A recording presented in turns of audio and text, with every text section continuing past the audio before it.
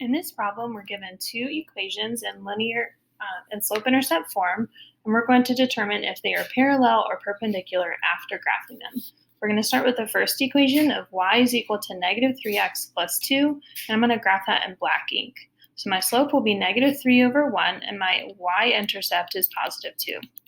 Going up to positive 2 on my y-axis, I'm going to plot my point for y-intercept, and then I'm going to show you the slope.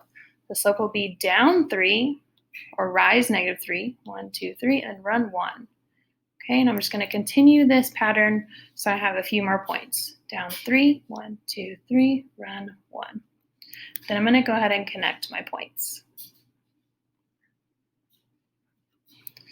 The next one I'm going to show is y is equal to 3x plus 2 in blue ink. Again, my slope is positive 3 over 1, and my y-intercept is still positive 2. So I'm going to plot my point of positive 2 on the y-axis, and then my slope will be run 3, 1, 2, 3 over 1, or rise 3, run 1. Same thing, I'm going to go to show points on the left-hand side. I'm going to go down 3, 1, 2, 3, run 1. Okay.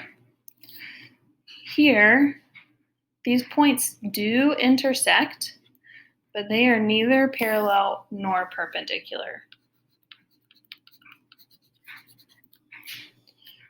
The reason is because they don't have the same slope,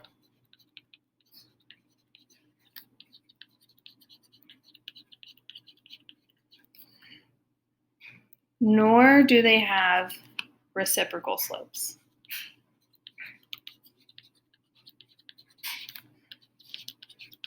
If they have the same slope, then it would be parallel. If their slopes were reciprocals and opposites, then they would be perpendicular.